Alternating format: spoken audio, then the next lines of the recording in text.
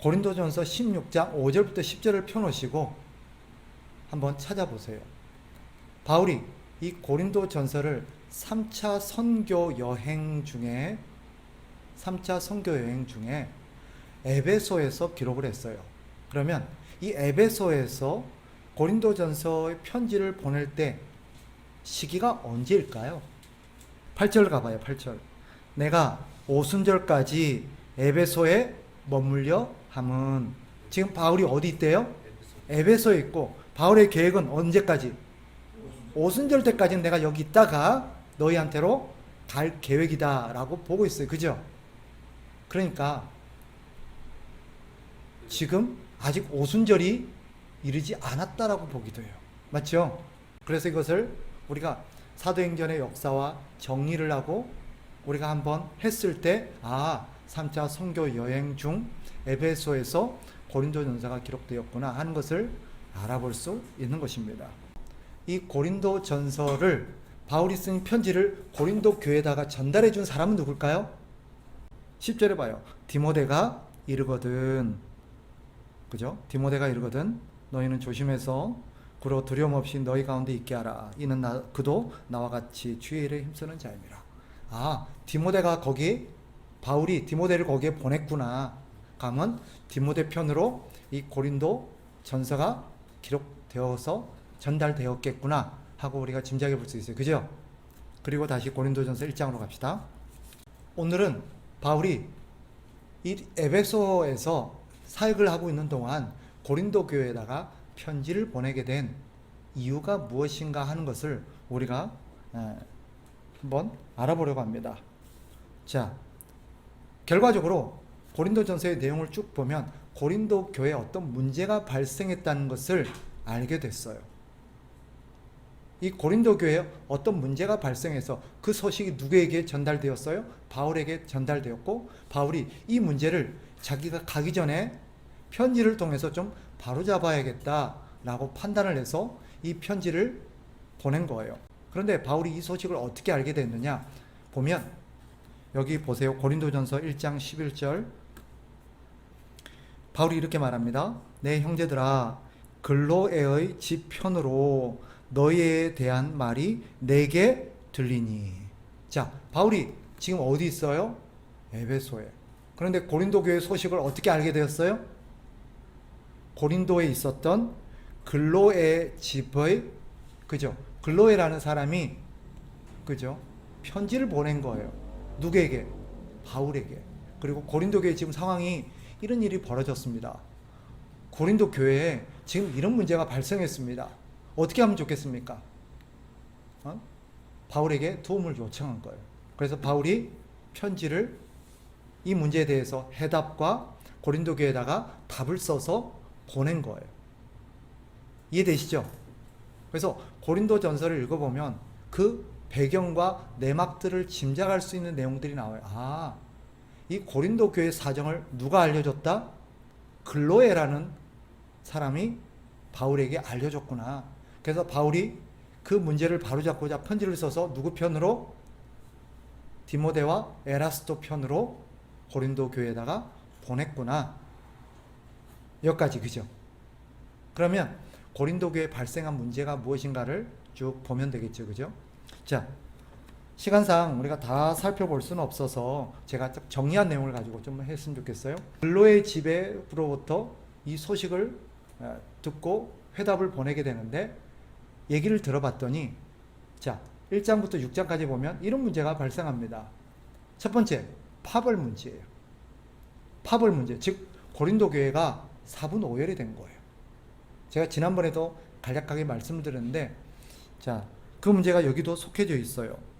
자, 12절. 자, 이 내막은 지난번에 강의를 여러분들이 들어서 대략 알고 있을 거라고 생각을 하지만 잊어버렸을 거라고 생각하고 제가 다시 말씀드리겠습니다. 자, 도대체 고린도 교회에 이 아볼로라는 사람과 바울은 이해가 돼요. 고린도 교회를 개척해서 세운 사람이 누구예요? 바울이니까 당연히 그 교회 지도자로서 사람들이 바울을 따르는 건 이해가 돼요. 그죠? 근데 도대체 아볼로라는 사람은 누군고? 그리고 또 게바는 여기 왜 등장하느냐? 그리고 도대체 그리스도는 또 왜 여기 파벌에 등장하게 되느냐? 아볼로가 누구였죠? 기억납니까? 3차 선교여행 중에 바울이 이제 출발을 해서 에베소에 도착하기 전에 거기서 누가 사역하고 있었냐면 브리스길라와 아굴라가 에베소에서 사역을 하고 있었어요. 그런데 알렉산드리아 출신의 아볼로가 에베소에 오게 되었다가 에베소에서 누구를 만나냐면 브리스길라와 아굴라를 만나요. 그리고 브리스길라와 아굴라를 통해서 복음의 가르침을 듣고 그가 회심하고 또 이제 개종하게 됨으로써 기독교인이 되게 되죠. 그리고 그가 고린도로 건너가기를 바랍니다. 아가야로. 그래서 브리스길라와 아굴라가 편지를 써서 고린도 교회에다가 이 아볼로를 추천하게 되고, 아볼로가 글로 갈 테니까 너희들이 아볼로를 잘 섬겨라 하고, 아볼로가 고린도로 넘어가서 거기서 함께 신앙생활을 하게 되면서 많은 영향력을 끼쳐요. 그리고 언변이 뛰어난 사람이라고 그랬죠. 그리고 성경의 구약 성경에 아주 정통한 사람이라고 말씀을 드렸습니다. 이 아볼로가 고린도 교회 사역자가 되게 된 거예요. 그래서 개척은 누가 했어요? 바울이 했어요. 그러나 바울이 선교행을 하면서 떠나게 된 이후에 그 뒤에 누가 가서 그 교회를 섬기게 되냐면 아볼로가 거기서 섬기게 되는 것입니다. 그래서 사람들이 아볼로가 새로운 사역자로 오니까 아볼로를 따르는 사람들이 생겨난 거예요. 그런데 성경에는 기록되어 있지 않지만 그 어간에 그 사이에 게바가 에베소에 한동안 머물면서 말씀을 가르쳤던 것 같아요. 게바가 누구예요? 베드로예요. 베드로에게는 이름이 세 가지입니다. 뭐만 있죠? 자, 베드로의 본명이 뭐예요? 본명, 원래 이름 시몬이에요. 이게 본명이에요. 베드로의 본 이름은 시몬입니다. 우리는 베드로라고 기억하겠지만, 그럼 이 베드로라는 이름은 누가 지어줬어요? 예수님이. 그럼 베드로하고 그럼 게바는 뭐예요? 자, 베드로는 헬라식 이름이에요. 헬라식. 예수님께서 베드로에게 별명을 하나 지어줬어요. 뭐라고? 반석이라고. 너는 반석이다. 이 반석의 헬라식 표기가 베드로. 그리고 아람어, 그 당시 거기서 통용됐던 아람어로 표기하면 게바가 되는 거예요. 그러니까 베드로와 게바는 예수님이 지어준 별명인데 그것을 헬라식으로 표현할 때는 베드로가 되는 거고, 아람어로 표현할 때는 게바가 되는, 같은 뜻이에요. 아시겠죠? 근데 원래 본명은 뭐예요? 시몬이에요. 이 게바, 베드로죠, 그죠? 베드로가 에베소에 와서 한동안 사역을 했던 것 같아요. 우리가 아는 것처럼 베드로는 예루살렘에 머물러 있었던 게 아니라 곳곳을 돌아다닙니다. 곳곳을 돌아다니면서 복음을 전하다가 이 에베소에도 교회가 세워지고 신자가 있다는 얘기를 듣고 아마 에베소에도 다녀갔던 것 같아요. 그러면서 이 에베소 교회는 여러 명의 사역자들이 스쳐가게 되죠. 시작은 바울, 그리고 그 교회를 바울이 없을 때 잘 돌본 이는 아볼로, 그리고 그 사이에 이 게바가, 베드로가 에베소 교회를 한동안 또 있다 가면서 그 성도들을 가르쳤던 것 같아요. 그런데 그 성도들마다 자기가 좋아하는 사역자라든지 또 다를 수 있잖아요. 어떤 사람은 바울의 어떤 가르침이나 바울의 스타일을 좋아하는 사람도 있고, 어떤 사람은 아볼로를 좋아하는 사람도 있고, 어떤 사람은 베드로를 좋아하는 사람도 있었을 거예요. 그런데 이 사람들 사이에 무슨 일이 벌어져요? 파가 나눠지게 돼요. 어떤 계기로 싸움이 일어났던 것 같아요. 그 내용이 무엇인지는 모르겠지만 아마 누가 더 잘났냐, 누가 더 훌륭하냐, 누가 더 나은 사역자냐 하는 그런 아마 논쟁이 벌어졌던 것 같아요. 그래서 여기저기 사람들이 막 바울이 최고지, 아니야, 아볼로가 최고지, 아니지, 게바가 최고지, 이러면서 나눠졌던 것 같아요. 그러면 그리스도는 왜 등장했을까요? 정황상 이도저도 아닌 사람들, 그죠? 바울도 싫고 게바도 싫고 아볼로도 싫고 나는 다 필요 없어, 나는 오직 그리스도, 이러면서 그런 사람도 생겨났던 것 같습니다. 결국 고린도 교회가 이렇게 사분오열돼서 갈라지게 돼요. 바울이 여기다가 편지를 쓰죠. 바울의 해답은 뭐예요? 13절 보세요. 그리스도께서 어찌 나뉘었느냐? 바울이 너희를 위하여 십자가에 못 박혔으며 바울의 이름으로 너희가 세례를 받았느냐. 바울의 논지는 그거예요. 하나님께서 사역자들을 사용하시긴 하셨지만 우리가 사역자들을 쫓거나 사역자들을 따를 것이 아니라 우리는 오직 예수 그리스도만을 따르고 예수 그리스도에게만 속한 자가 되어야 된다는 것을 바울이 가르침으로써 교회가 나누어졌던 여러 가지 어떤 분열됨을 하나로 통합하는 그런 일들을 하게 됩니다. 그리고 고린도 교회에 또 어떤 문제가 발생했냐면 이 두 번째로 고린도 교회에 보면 바울의 직분, 바울의 사도권에 대해서 논쟁이 오고 갑니다. 바울이 진짜 사도가 맞느냐 하는 부분도 막 얘기가 나오기 시작해요. 그래서 바울이 하나님의 기름 부음 받은 예수 그리스도께서 자기를 세운 나는 사도가 틀림없다라고 얘기하는 내용도 나오고요. 그 다음에 부도덕성에 대한 부분들이 나옵니다. 이게 무슨 말인고 하면 고린도 교회에 도덕적으로 타락하고 부패한 일들이 벌어져요. 쉽게 말하면 뭐였어요? 아버지의 첩과 잠자리란 사건이 발생합니다. 그러면 교회 안에서 성도, 같은 교회 성도인데 그 아버지의 첩과 아들이 잠자리를 같이 해요. 그러면 교회가 이 사건을 알게 됐어요. 고린도 교회가 어떻게 했을까요? 그거를 내버려 둔 거예요. 내버려 둔 거예요. 그러니까 이 소식이 이제 바울에게 들려오는데 문제가 뭐냐면 그걸 내버려 두니까 교회 안에서 무슨 일이 벌어져요? 그래도 되는갑다. 그것이 별 문제가 되지 않는갑다라는 분위기가 형성되면서 도덕적이고 윤리적인 문제들이 교회 안에 막 대두가 되기 시작합니다. 바울이 이 얘기를 듣고 꾸짖죠. 교회가 어떻게 그런 애를 가만 냅두냐? 너희가 그런 문제 하나도 해결할 수 있는 그런 능력이 없느냐? 하면서 교회를 꾸짖게 되고 엄히 그런 문제를 다룰 것을 얘기합니다. 그리고 소송 부분도 있어요. 교회 안에서 소송이 벌어진 거예요. 성도끼리 서로 고발 사건이 벌어진 거예요. 한 성도가 예를 들어서 뭐 정확한 내막은 모르겠지만 어떤 성도가 서로 간에 어떤 문제가 있었겠죠. 이 성도가 고발한 거예요. 근데 이 문제가 세상 법정으로 나아가게 된 거예요. 그래서 바울이 뭐라고 그럽니까? 니네 교회는 성도 간의 이런 분쟁뿐만 아니라 이런 소송의 문제도 해결할 수 있는 능력이 없느냐. 그것이 교회 밖에까지 세상 법정까지 나아가야 될 정도로 너희가 그 문제를 하나님의 말씀대로 다루지 못하느냐라고 꾸짖습니다. 교회 안에서 이런 문제가 법정까지 갔을 때는 교회에서 해결이 안 됐다는 뜻이죠. 그죠? 교회 안에서 성도 간에 어떤 문제가 발생했을 때 교회가 그 문제를 개입해서 바로잡고 질서라든지 여러 가지들을 바로잡았어야 되는데 교회가 그를 방치하고 나몰라라 하니까 교회에서 그걸 해결을 안 해주니까 어떻게 해요? 세상 법정으로 갖고 와서 교회의 어떤 명예나 하나님의 명예를 실추시킨 사건에 대해서 바울이 꾸짖고 있는 것입니다.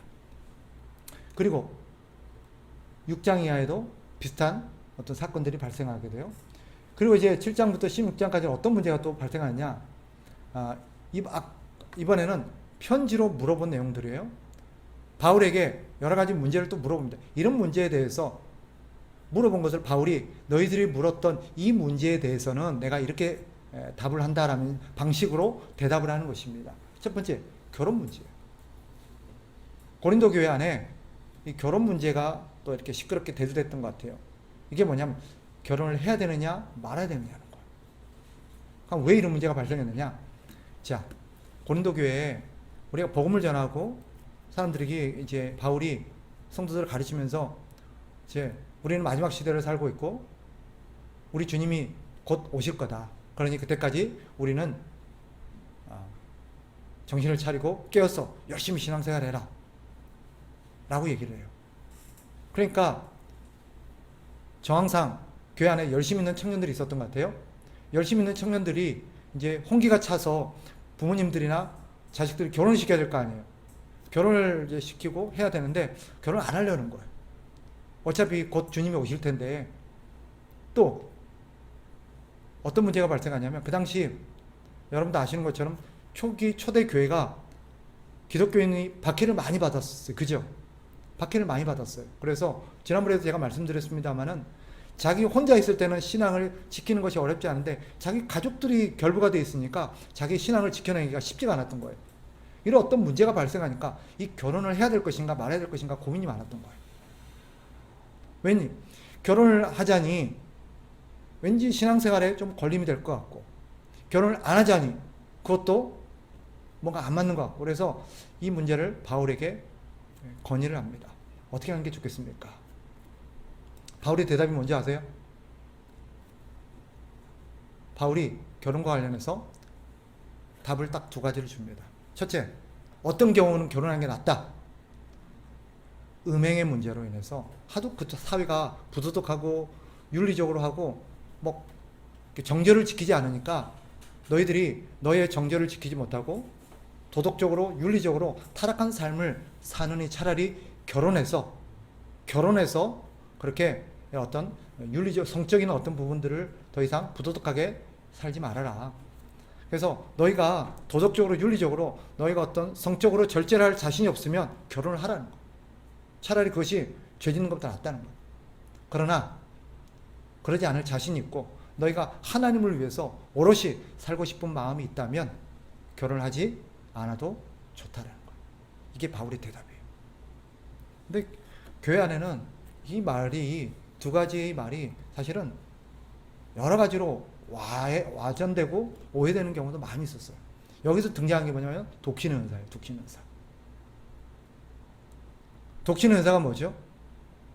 독신은사는 하나님을 위해서 살도록, 결혼하지 않고 오롯이 하나님을 위해서 살도록 부름을 받았다. 주로 그런 사람들이 어떤 사람들이었을까요? 당시에 사역자들이었어요. 사역자들. 그 당시 사역자들은 전 세계를 돌아다니면서 복음을 전하는 일들을 감당했었고, 또 그 가운데 언제 죽을지 모르는 어떤 그런 위기 문제들이 있었기 때문에 대부분 결혼하지 않았던 거예요. 그래서 하나님을 위해서 살고 싶어서 하나님을 위해서 오히려 신앙에 전념하고 복음 사역에 전념하고자 결혼하지 않는 사람들이 이제 대부분 사역자들이었는데, 여기서부터 시작된 것이 이제 결혼하지 않는 것이 마치 독신의 은사다라고 표현을 합니다. 적절한 표현은 아닌 것 같아요. 그리고 많은 사람들이 그저 결혼하기 싫은 것을 자신이 독신의 은사가 있다라고 말하는 사람도 있어요. 아닙니다. 독신의 은사는 하나님을 위해서 살기 위해서 하나님이 특별히 부르신 사람들이에요. 이 사람들에게는 특징이 있습니다. 특징. 첫째, 하나님을 위한 열심이 남달라요. 하나님. 자기 편하게 결혼하지 않고 얽매이는 것 없이 그냥 편하게 살고 싶어서 결혼하지 않는 사람, 독신은사 아니에요. 이 사람은 오직 하나님을 위해서 전심전력하며 살기 위해서 결혼하지 않은 그 사람이 이 독신의 어떤 부르심을 받는 사람이에요. 또 한 가지, 이런 사람들은 이성의 유혹에 굉장히 강합니다. 잘 넘어지지 않아요. 여자 보기를 돌같이 합니다. 그런데 여자를 좋아하고 이 여자 저 여자 이 남자 저 남자 만나고 다니면서 자기는 결혼하지 않겠다. 독신은사 아니에요. 그죠? 자기 욕심을 위해서 결혼하지 않은 것뿐이지. 아무 때나 독신은사라고 얘기하면 안 돼요. 자, 그 다음에 처녀들의 문제도 같은 맥락이에요. 처녀들도 결혼하지 않고 살 것이냐, 처녀로 있을 것이냐 말 것이냐 같은 문제입니다. 그 다음에 우상의 제물 문제죠. 그 당시 고린도 교회도 그랬지만 대부분 거기서 유통되어졌던 고기들이 우상에게 바쳐졌던 음식들이에요. 그러니까 이 고기를 먹는 문제는 곧 우상에게 바쳐진 음식을 먹는 거였고, 그 시대 대부분 사람들이, 고린도 교회 사람들이 거의 대부분 이방인들이었잖아요. 그러니까 이교도의 어떤 삶에 물들었고 평생을 그렇게 살았던 사람들이 개종하고 교회를 왔는데 그 행실이라든지 삶의 어떤 것들은 그대로인 거예요. 예수님을 믿었지만 행실은 그대로예요. 그러니까 여전히 우상에게 바쳐졌던 음식을 먹고 이런 문제가 발생하기 시작하는 거예요. 이것이 교회 안에 대두가 됩니다. 바울의 대답이 뭐였을까요? 바울이 이것에 대해서 뭐라고 말합니까? 우상에게 바쳐졌던 음식이든 뭐든 음식 자체가 악한 것은 아니래요. 모든 것이 가하고 모든 것이 선하니 이걸 믿음으로 먹으면 아무 문제가 되지 않는데요. 그러나 이것으로 인해서 믿음이 연약한 사람들이 실족하고 이것으로 인해서 믿음이 연약한 사람들이 시험에 들 여지가 있다면 고기를 먹지 않는 것이 교회의 덕을 위해서 낫다라고 가르치고 있습니다. 에, 이게 우상의 제물의 원리예요. 결과적으로 말씀드리면. 하여튼 그 당시 이것이 교회 안에서 아주 시끄러웠던 것 같아요. 예수 믿는 사람이 우상에 바쳤던 걸 뻔히 알면서 이 고기를 먹어도 되느냐 안 되느냐. 이것은 오늘날 마치 뭐와 비슷하냐면, 여기는 뭐 그런 분들은 없겠지만 예수 믿지 않는 자기 부모님이나 본가에 갔을 때 제사를 지내는 경우가 있죠. 그죠? 그럼 음식들은 대부분 제사상에 올라갔다 내려온 음식이에요. 그럼 그 음식을 그리스도인이 먹어도 되느냐, 제사상에 바쳐졌던 음식인데, 여기에 대해서 교회 안에서 논란의 여지가 많이 있었죠. 그것은 바울의 가르침에 의하면 그 자체가 문제되지는 않지만, 혹여나 내가 이것을 먹음으로써 어떤 믿음이 약한 사람들이 시험에 들 여지가 있다면 그들을 배려하는 차원에서 먹지 않는 것이 옳다. 그러나 그런 문제가 아니라면 먹어도 아무 상관없다 하는 것이 바울의 가르침입니다. 뭐 예배에 관한 부분도 뭐 대충 그런 맥락에서 이해하시면 되겠고요. 영적 은사도 굉장히 중요한 문제 중에 하나예요. 성경에 기록된 모든 교회들 중에 은사가 가장 많이 나타났던 교회가 고린도 교회였던 것 같아요. 그리고 은사에 대한 대부분의 문제가 고린도 교회에서 다뤄져요. 그러니까 고린도 교회는 다양한 은사들이 굉장히 많이 있었던 것 같아요. 근데 그 중에서도 제일 논란이 많이 있었고 교회 안에서 제일 시끄러웠던 은사가 있어요. 뭘까요? 방언이에요. 방언이에요. 제일 시끄러웠던 게 방언이에요. 그래서 바울이 방언에 대해서 정확하게 설명하는 이유가 거기 있습니다. 고린도 교회에서 대두했던 은사와 관련된 문제는 두 가지예요. 어떤 은사가 더 귀하냐. 어떤 사람은 이 은사가 있고 어떤 사람은 저 은사가 있고 여러 가지 은사들이 있었어요. 그런데 저마다 누구 은사가 제일 낫다 그래요? 제일 좋다? 자기 은사가 제일 좋다는 거예요. 내 은사가 더 귀한 은사라는 거예요. 이 문제가 하나 대두했고요. 또 하나는 뭐냐, 이 방언의 문제인데, 교회 안에서 방언을 하는데 너무 질서 없이 방언을 하는 거야. 한 사람이 방언하면 이 사람도 방언을 온 전신이 방언을 하니까 막 기도할 때 보면 난리 법석도 그런 법석이 없는 거야. 그래서 바울이 이 은사와 관련해서 딱 설명을 해줍니다. 다 설명할 수, 시간상 다 설명할 수는 없지만 두 가지 원칙. 모든 은사는 다 귀하다. 그러나 우리는 그 은사를 자랑하거나 자기를 과시하는 목적으로 써서는 안 되고, 뭐요?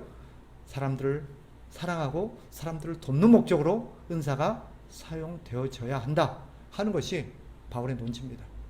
두 번째, 이 방언과 관련해서는 바울이 딱 원칙을 가르쳐 줬어요. 뭘까요? 방언은 자기 유익을 위한 것이니, 방언을 할 때 방언은 반드시 두 가지의 경우에만 방언을 해라 라고 가르쳤어요. 뭔지 아세요? 첫째, 혼자 있을 때 뭐 그것도 맞는데, 그거보다 이 방언을 해석하고 통역해주는 통역연사라고 그러죠. 누군가가 방언을 해석해주는 사람이 있을 때만 방언을 하라는 거예요. 왜? 해석도 못하는 방언 해봤자 그 교회에 무슨 덕이 될 것이며 그게 자기에게 무슨 덕이 되겠냐는 거예요. 그죠? 그래서 바울이 방언은 그것을 해석해주는 은사를 가진 사람이 함께 있음으로써 그것을 함께 해석될 때만 허락을 했어요. 두 번째, 방언을 하되 막 여기저기서 한꺼번에 하지 말고 순서대로 하라. 한 사람이 방언하고 있을 때는 다른 사람은 가만히 있어라, 가만히 있으라는 거예요. 이건 뭘 전제해서 근거하는 거예요? 먼저 방언을 통역해주는 사람이 있다는 걸 전제로 하는 거예요. 예를 들어서 봐봐요.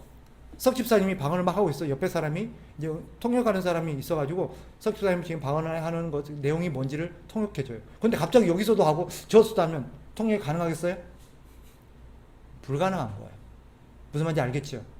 그래서 통역이 있는 전제하에서, 그리고 질서를 따라서 한 번에 한 사람씩만 방언을 해라.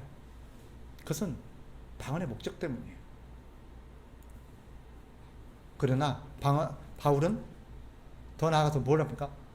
방언의 은사가 아니라 바로 그보다는 다른 사람의 많은 교회의 덕을 세우고, 방언은 자기 자신을 위한 것이지만 은사는 다른 성도와 교회를 위한 것들이잖아요. 그러니까 전체 교회 유익을 위한 은사를 구하라라고 가르칩니다. 이 말의 의미는 뭐냐면 방언이 나쁘고 잘못됐다는 뜻이 아니라 방언의 은사가 있을 때 방언은 개인의 유익을 위한 것이기 때문에 자기 자신을 위해서 조용히 사용하되 오히려 우리는 다른 사람의 덕을 세우고 교회를 세워나가는 그런 은사들을 우리가 더 권장하고 그런 것들이 교회에서 더 활용될 수 있도록 교회가 질서 있게 통제해야 된다라는 것이 바울의 논지입니다. 아시겠죠? 예. 시간이 없어서 뭐 은사가 뭐이냐 이런 것들은 다음에 고린도전서 강해를 할 때 제가 한번 설명을 하기로 하고요. 대충 그런 문제가 언급됐다는 거. 그리고 부활의 문제입니다. 어떤 사람은 자, 죽고 나서 죽으면 천국에 가잖아요. 그죠? 예수 믿는 사람은 죽게 되면 이제 천국에 간대요. 그런데 교회는 두 가지 의견이 나뉘어졌습니다. 천국 가는데 어떤 사람은 우리의 영혼만 천국 가고 우리 육체는 그냥 없어진다는 거예요. 아니다. 한쪽에서는 아니다. 우리는 우리 육체까지도 부활을 해서 육체와 함께 천국에서 살게 된다. 두 가지 의견이 나눠지게 됩니다. 이것은 그 당시 헬라 철학의 영향이 컸었어요. 그래서 바울이 편지를 해서 바로잡아 줍니다. 아니다. 우리 육체의 부활은 틀림없이 있다. 우리는 우리의 영혼만 천국에서 사는 것이 아니라 우리의 육체도 천국에서 함께 살게 된다라고 바울이 가르칩니다. 이것이 육체의 부활에 대한 바울의 설명입니다. 그리고 마지막에 연보. 집사님 연보가 뭐예요? 연보가 뭐예요? 헌금. 네, 헌금이죠. 헌금이에요. 헌금은 바울이 원칙을 딱 가르쳐줘요. 헌금을 어떻게 하는 게 좋겠습니까? 얼마나 어떻게 하는 게 좋겠습니까? 그러니까 바울이 헌금에 대해서 딱 가르칩니다. 헌금은 억지로나 남들의 어떤 눈에 보이기 위해서 하지도 말고 인색하게도 하지 말고 자원하는 마음으로 그렇게 해라. 그리고 미리 남들 보는 데 앞에서, 즉 예를 들면 이거요. 그 당시 헌금은 하는 목적이 뭐였냐면 구제 목적이었어요. 고린도 교회가 헌금하는 것은 그 헌금을 가지고 다른 지역에 어려움을 당하는 교회들을 돕기 위해서 헌금을 했던 거예요. 근데 그 헌금을 가지고 그 헌금을 다른 곳에 집행하는 사람이 누구냐면 바울이었어요. 바울이 고린도 교회에서 그 헌금을 받아가지고 예루살렘 교회와 있는 교회를 도와줬어요. 그러니까 바울이 내가 가기 전에 내가 보는 앞에서 자 여러분 헌금합시다 그렇게 하지 말자는 거예요. 왜? 내가 앞에서 헌금하자 그러고 내가 딱 지켜보면 안 할 수가 없잖아요. 바울이 앞에서 헌금하자는데 그 자리에서 또 하려면 괜히 눈치 보이고 그게 어떻게 헌금이겠냐는 거예요. 그래서 바울이 오기 전에 미리 니네들이 평소에 너희들의 믿음을 따라서 자원하는 마음으로 미리 모아두라는 거예요. 미리 모아두라는 거예요. 이런 헌금의 원리에는 두 가지 정도로 정의할 수 있습니다. 헌금은 남들의 눈치나라든지 어떤 분위기 때문에 하는 것이 아니라 자기가 자원하는 마음으로 해야 된다는 것이고, 헌금은 또 준비 없이 그 순간에 닥쳐서 얼마 헌금하고 그때 지갑해가지고 하는 것이 아니라 하나님 앞에 내가 일정의 어떤 금액들을 내가 헌금해야겠다. 미리 계획을 세워놓고 헌금 생활을 하라는 거예요. 헌금 생활을. 그래서 헌금에는 우리가 두 가지 원칙을 갖고 있는 게 좋습니다. 첫째, 헌금은 뭐하다? 내 형편대로 한다. 내 형편대로. 또 내 믿음대로 한다. 이게 원칙입니다. 기준이라는 거 없어요. 얼마 이상 해야 된다는 원칙은 없어요. 헌금은 내 믿음과 내 상황과 내 형편에 따라서 한다.